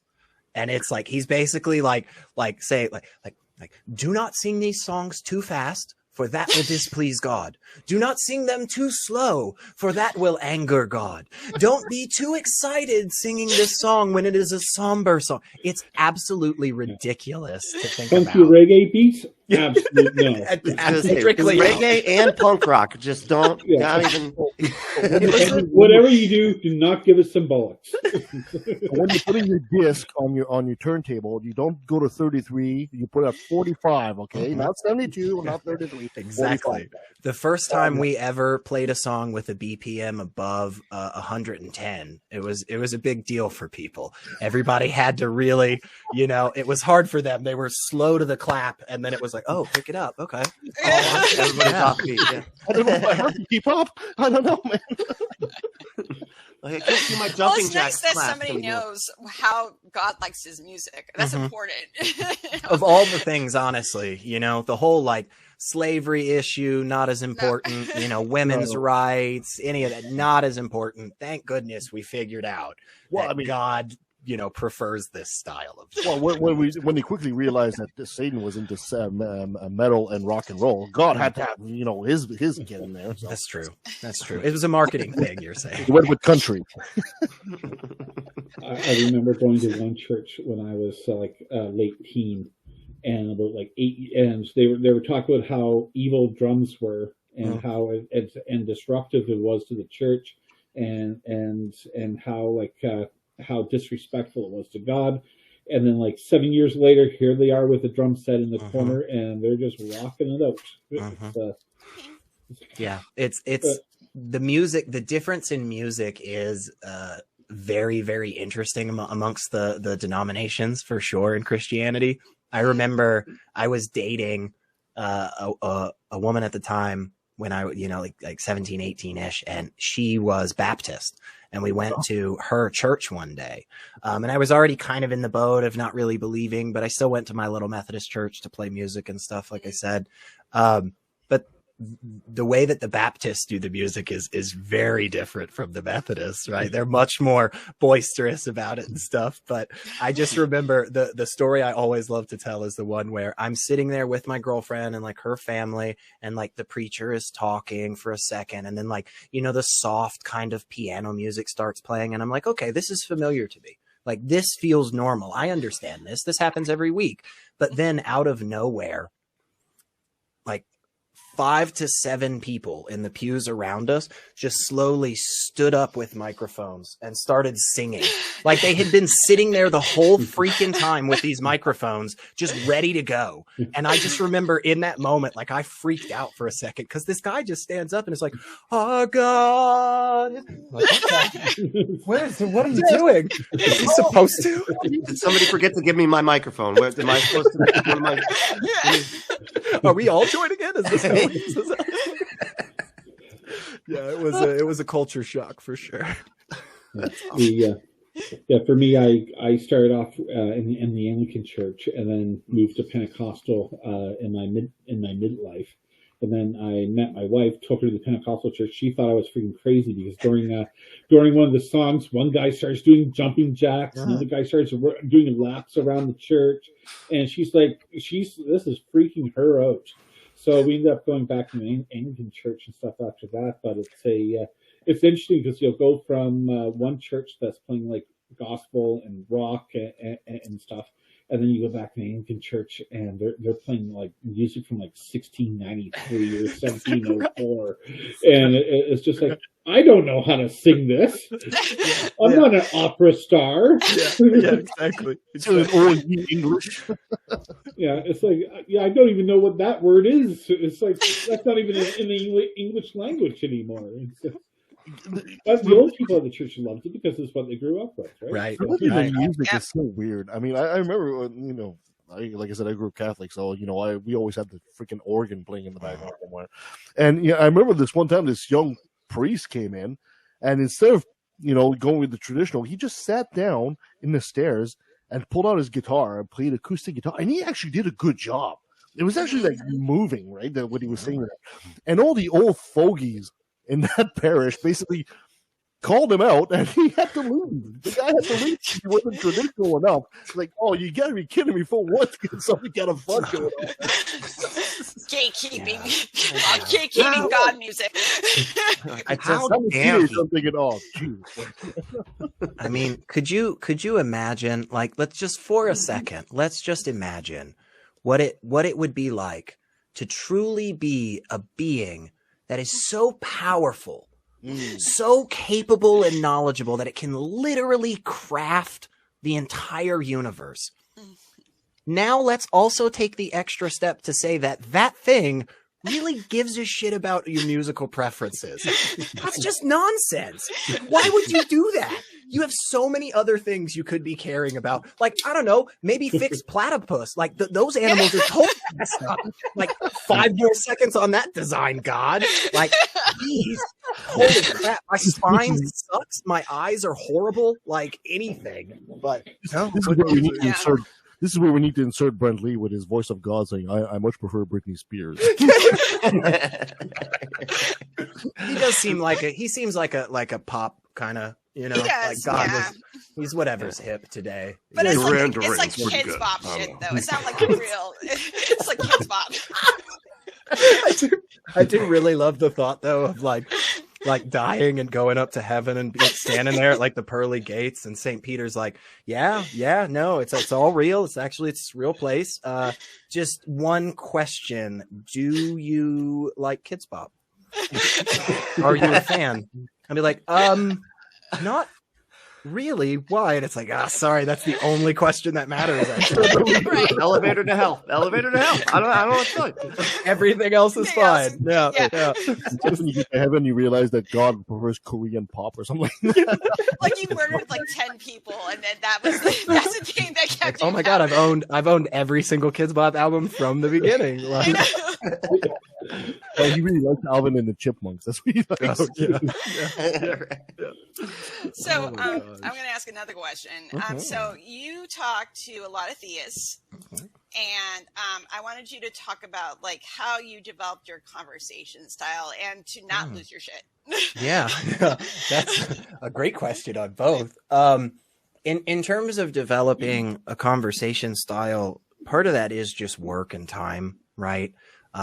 Like my whole life, I've been involved in various things. I mean, since I was a child, I've been involved in public speaking things. Like I did a bunch of debate and, forensics and stuff in high school, won some awards for that, travel, that type of stuff. So even before I was on any of the ACA shows, I was, hanging out on some other really wonderful channels and taking calls and talking with people. So with the actual style itself, a good bit of that is just work. And there are a lot of different ways that you can practice that. You don't always have to get into this really formalized thing. Sometimes you can just practice it with buddies, right? When you're talking about like, where do you want to go to eat or something, but when it comes to, no, go ahead. You can practicing with buddies and, where do you want to eat? Well, according to the philosopher, I'm skeptical of Ruby Tuesdays. This guy Friday, maybe don't go that route. You'll lose all your friends very quickly. But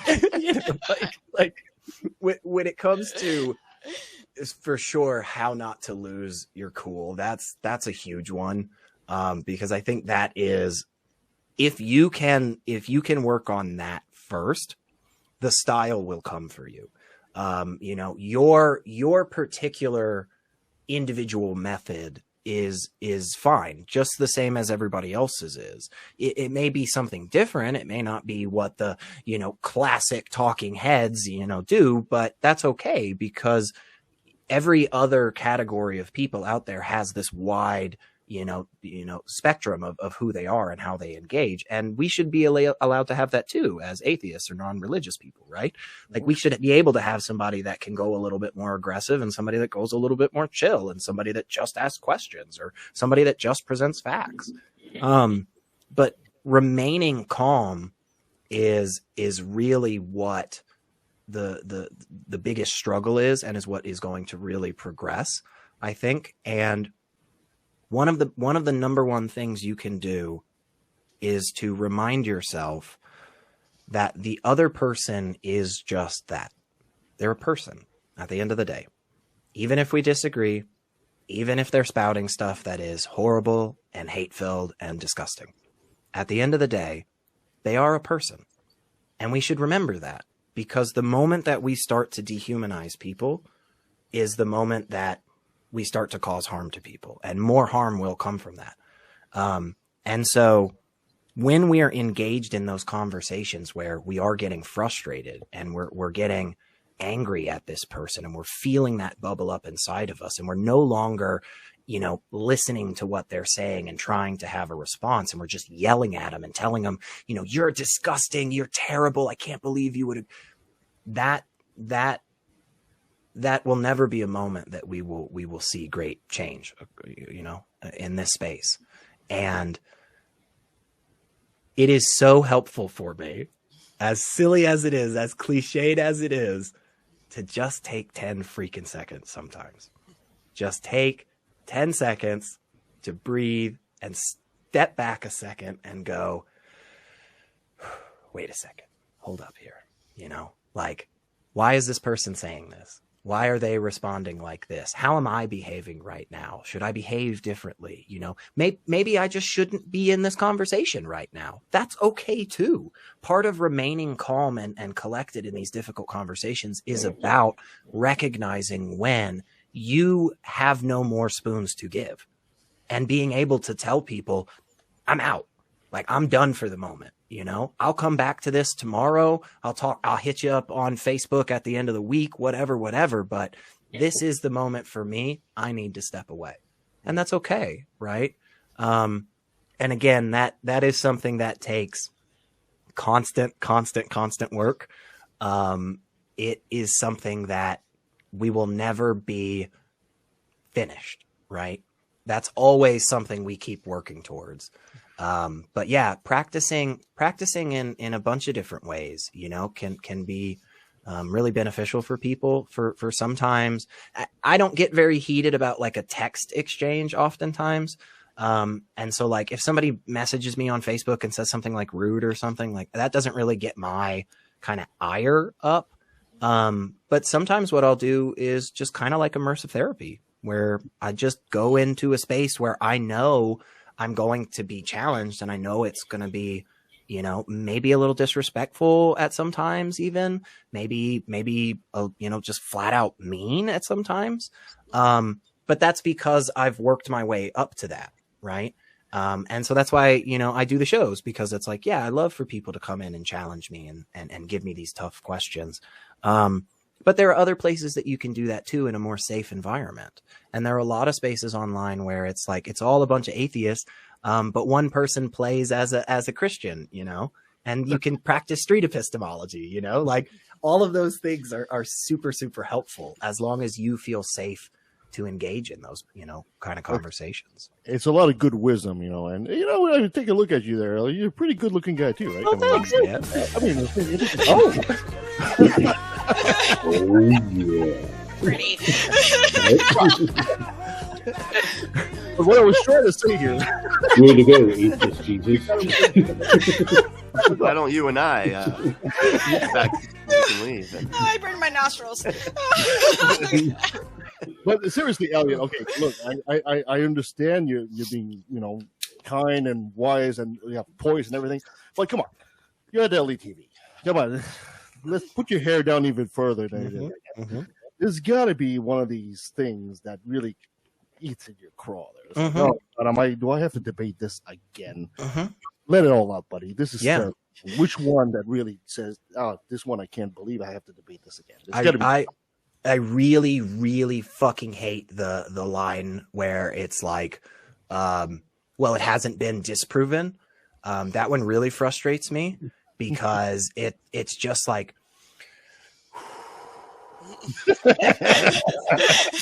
I have so much fucking work to do just to describe to you how wrong you are. Like, I can't even get you to understand that you're wrong yet until we go back like 5 extra steps. Okay.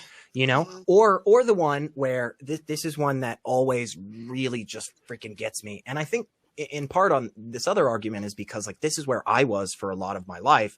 And I just realized how that completely stopped me from ever actually investigating stuff. But that kind of argument or concept of like, well, like, you know, we're fallible humans. We just couldn't possibly know the mind of an infinite, you know, infallible being. And it's like, oh, so you can't fucking know his mind. So then why the hell are you telling me that he wants you to do this? If you don't know what his mind is, if you can't fucking understand the words that God is telling you, how then do you come to me and literally say in the next sentence, I actually understand what God's saying? And it's like, wait, you're listening to Korean pop music. And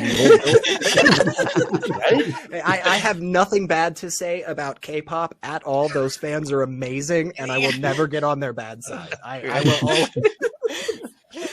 It's really happy music. It is a lot of times. You can listen to in between the notes. That's where God is speaking to you. I think what bothers me the most with the whole. But yes, I think what bothers me the most about the whole "it hasn't been disproven" argument is it has been disproven. Yeah, most of you the just keep moving the goalposts. Right. Like, you know, like look at heaven. At one time, it was a hole in the sky that you went through the pearly gates to get into. Well, we proved that wrong. So then, older cosmology or whatever. Well, we're just going to move that to the 7th orbit in our solar system, and past that, it's heaven. And then it's like, oh no, well, outside our universe, so that's heaven. Yeah. And then now you have like the deep field image, and it's like, oh, well, then it's in a transcendent place all around us, and until you prove it's not, then that's what we're sticking with. And we don't use that type of thinking in any other category of life as people. And I have these conversations with them where I'll say to somebody who is using that argument for me, right? And they're really coming down hard, and they're like, "No, it's like it's you know, it still hasn't been this." And it's like you don't use that in anything. If I said to you right now, I just gave you $1 million or a solid gold brick, or I bought you a freaking BMW, like you're not just gonna say like, oh, well, it hasn't been disproven that you gave me that, Elliot. Like, that's not going to be the case. We're going to be like, oh, where is the car? And then I'm going to say, oh, I don't have it, but you haven't disproven that I bought it. And you're going to say, you're a jerk. Leave me alone. Stop coming over to my house, which, you know, is fine. But again, like, nobody accepts that. You wouldn't go to a restaurant and say to the waiter, hey, I'd like this steak, maybe these potatoes on the side. Oh, could you do the mac and cheese instead of the green beans? That'd be great. And then 10 minutes later, the waiter come back and just go, so how was it all? Was it delicious? I'm like, oh, you didn't bring it to me. It's not here on the table. Well, you didn't disprove that I brought you the food. By the way, here's the bill. Yeah, it's nonsense. Nonsense. Like we don't accept that in anything else. And yet for some reason, like people will double, triple, quadruple down on it because honestly, they just don't have a better argument. They just don't have anything else. Yeah, I always go to leprechauns and say, "Can you prove that a leprechaun doesn't exist?" Right, right. And I'll use that method for your god. I do the same kind of thing and thinking, you know, it's a Bronze Age. God is a Bronze Age belief, especially the Abrahamic God. Can you imagine having something from the Bronze Age? I mean, I just took insurance against sea monsters on my cruise, and insurance to see if we fall off the tip of the earth. You know, you gotta have them. Can you imagine? Selling them to people think, goddamn right. Why would you do that? You have a Medusa's head at the front of the boat for the month. Don't look at the boat. Yeah, back then was a lot easier to be like a con man, and mainly because like today when I hear people spouting, you know, garbage and nonsense, a lot of times it's like, well, you can find this information, you know, like I'm not a medical expert. But it really doesn't take that long sometimes to just go look up the medical treatment. Like funny enough, like they publish stuff. Like these scientists like regularly put out their data. So it's not like again, I didn't know this off the top of my head, y'all. But you can just go Google it. It's not super hard. Back then, you just literally didn't know. It was like, no, it really could be ghosts. Like we don't know. We don't know about germs. Like, I don't know. Right.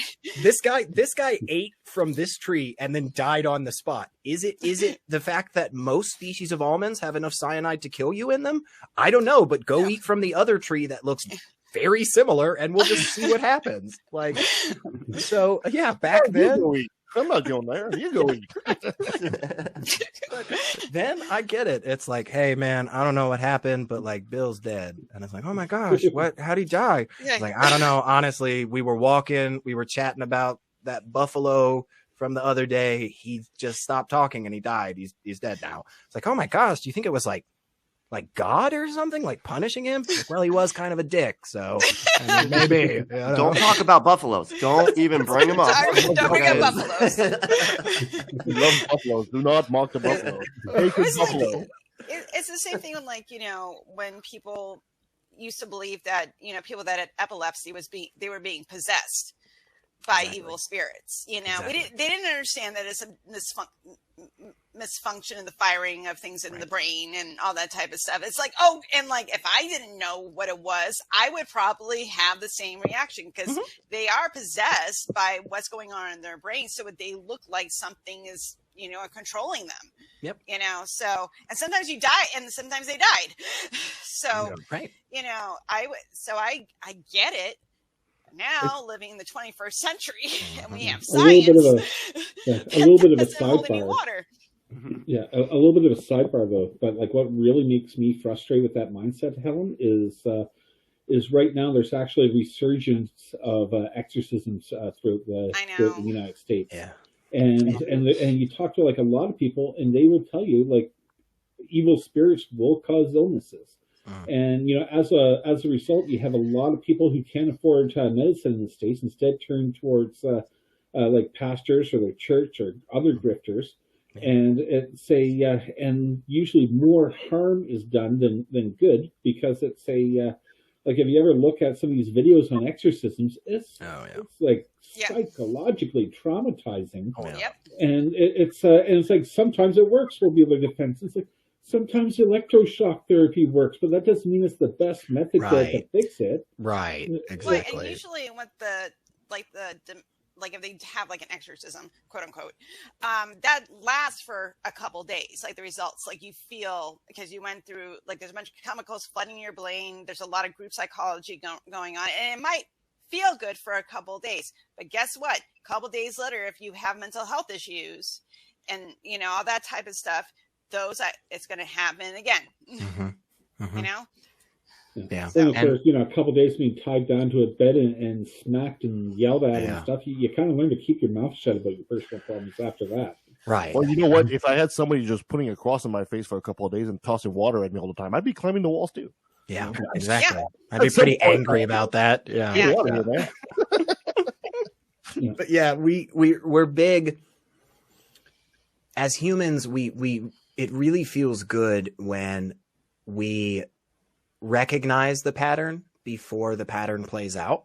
We seem to really enjoy that. Like for a lot of people, it's like we're watching the mystery show and we're like, oh, what was that? Did you see that lamp? Oh, I bet you it was so and so. Like we get joy from that. We get joy from that. Like, hey, I think I know what the next answer is, And so when it comes to those moments where we have these, things that seemingly see just a little bit outside of our normal day-to-day existence, right?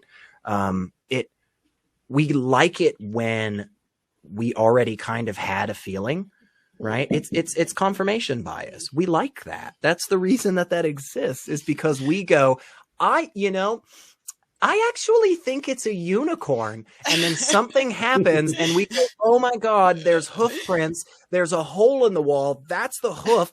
That's where oh my God, unicorn. I knew it. It makes us feel good. And we have this kind of general negative reaction a lot of times to being incorrect. But I think more often than not, that's something that's been taught to us. That's learned behavior as opposed to something that is truly innate in us. I think there's something very valuable that humans, you know, maybe not consciously recognized, but seem to recognize in some sense that, hey, if we actually know what's in the bush, this is better. Like, yes, the guy who looks at the bush and thinks it's a lion and just runs the fuck away technically lives more often than the other guy. That is true. But after a period of time, we started going like, hey, shouldn't we figure this out either way? And that's really valuable because the more that we understand about the world, the more truth that we actually have. Well, that's how we're going to make better decisions and less harmful ones every single time, you know? You never know. You might actually look in the bush and find that freaking unicorn there. That's right. I mean, how cool would that be? Their hair does like something magic, or is it tears? I don't know. It could be poop, honestly. I don't know what's the magical part. Well, Elliot, I got. Oh, sorry, Helen, you had a question? Go for it. Yeah, I was just gonna jump on that back, which is because there's another thing too, because people are very selective about what they believe. Like they might believe in their Sky Daddy, but they will not believe in Bigfoot. Right. You know, and I'm sorry, Bigfoot has more of a plausible existence than a Sky Daddy, but you choose.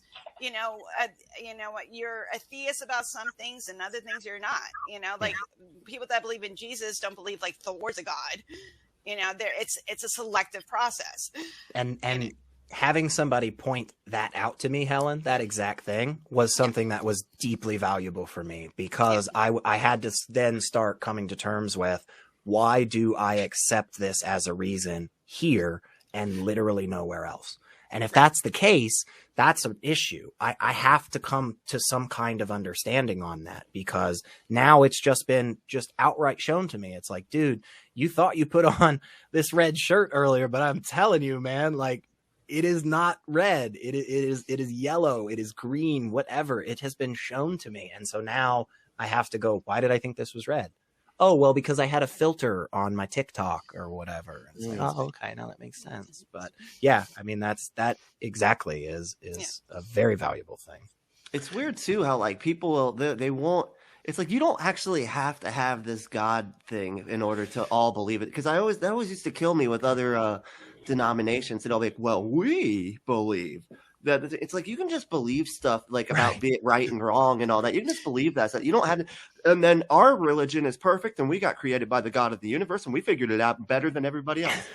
You know, it's like you don't need to do all that. You can just say like, we just think that you should act this way and not that way, or whatever. You know.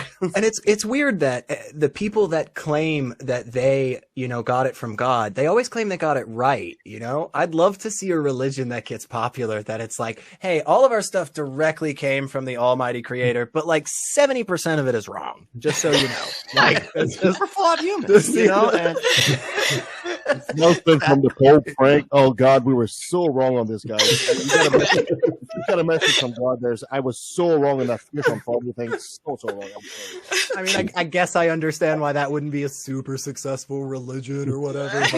But... At least they're honest, though. Yeah. That message just came in. Instead of you guys tithing in 10%, we were supposed to give you guys 10%. Sorry about that. And now we're broke. So you guys gotta leave. Elliot, I gotta ask you. You know, you're doing a show in the U.S., and you know it's kind of funny because this show is part in Canada, part in the U.S., and there's a big difference between our two respective countries. One of them being you guys actually have a secular constitution, but you're like 2 steps away from becoming a full-fledged theocracy. Yeah. We actually have a constitution that actually acknowledges a God, yet Canada as a country is much more secular than the U.S. Yeah. When you look at the future and all the debates you're having online and on the show and all that, how do you feel about the future of atheism within the United States? Are you positive about what's going on? Or are you fearful of the future? So short term, I am less positive. I think still shakes out on the positive side, but I see a lot of problems in the short term. In the long term, I see a lot of positivity. I see a lot of good stuff coming. The problem is all of the people that will be harmed between now and then. We have been we have been making some really, really great strides in a lot of different ways. But it's hard to see that a lot of times, and it's hard to see it, especially on a day-to-day type thing. I can tell you in this last week or two, all of my LGBTQ friends have been really struggling because of just vitriol and disgusting hate-filled rants from name a public figure. And when that happens, and seemingly in short succession, it weighs on us all, and we really get, bogged down with it. But 100 years ago in Tennessee, if I were to walk outside on a Sunday at 11 in the morning, I would be stopped by people.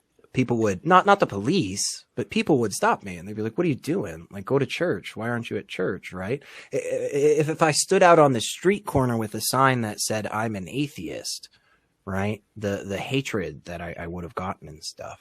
Now, the level of risk really at the end of the day for me, compared to so many people that I know in this space, the world over, I have essentially nothing. I'm a cishet white guy walking through the South, So even with me shouting like, "Hail Satan," and "Your God's a jerk," like, more often than not, I'm not going to have a lot of trouble. But again, just 50 years ago, that would have been different. It would have been, right?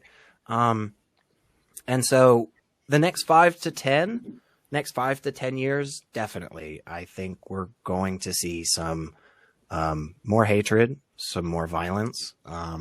We're going to feel like we've lost a couple of battles. That is really where I feel. But I also see the 20 to 50 year timeline, and I see it swinging back really hard, because I think this most recent round of extremism on the conservative side, especially in the United States, I think that's going to reverberate with the young generation in a way that it just hadn't fully connected yet, because of the interconnectivity of that generation of the next generation of people. I think it is going to be very, very hard for them to listen to people say such disgusting things, because they will have personal experience with so many wonderful people in all of these different, demonized and oppressed categories. That's what I think. We have such access now to other people, to real human beings on the other side of the world who are living completely different experiences than us. And so many wonderful examples, and some bad ones too. Don't get me wrong. There's asshole atheists, and there are shitheads out there that just. Why are you looking at me? It's like, all of every group of people can have bad people, of course, but with us being, I've talked to those people. Yeah. Believe me too. But now that we have let a cat out of the bag that there is just truly no way of getting it back in. And that is how much we can communicate with each other and how quickly we can. Right. And that has been so powerful for changing so many narratives. And that group that is just hate filled, that is just actively trying to pull us back centuries. They're getting smaller because people don't want to play with them anymore. Because people don't want to invite them to the parties because of what they did, because of how they've acted. So long term, I feel a hell of a lot better about saying it. Again, I do see the next few years being a huge fight that we're going to have to take up. And unfortunately, again, I do see some violence coming from that, and I see it coming from the extremist assholes that are, actively calling for it. I mean, they're telling us what they want to do. So, yeah. But overall, I really do. I try to see the good stuff and see the good progress that we've made. And there are so many different communities that I'm lucky enough to be part of, and just getting to see those grow and grow. Yeah, that gives me hope for sure. But there's quite a few stats that I've seen lately that says like the churches are experiencing quite a bit of an exodus in the absolutely, United States, and a lot of that they're blaming on the church promoting the hard right yes, of churches and stuff, and I think a lot of people realize that our pastors didn't know what the heck they were talking about. yeah. It's there aren't witches floating around or whatever trying to undo President Trump. Well, you can't prove that there isn't any witches floating around. So, just saying. I'm sorry, I got to barge in. I appreciate that. Elliot, thank you so much for being on the show, and thank goodness for having you on our side during those fighting. But Elliot, if people want to find out more about what you're doing and your show and all that, where can they find you? Yeah, I have a link tree actually. If you just go to the link tree, whatever that website is, and you type secular rarity, just exactly, I can't do the camera right, but there, you get it. You can find me, but also, go check me out on some great ACA stuff. I was just on Talk Heathen earlier today. I'll be on the nonprofits again before long. So, yeah, you can find me all those cool places. Excellent. Elliot, before I let you go, I got to have you say, hi, this is Elliot, or if you want to call yourself secular rarity, that's your thing. And I took a left in the valley. Oh, okay. Let's see. Hi, this is Secular Rarity, and I took a left at the valley.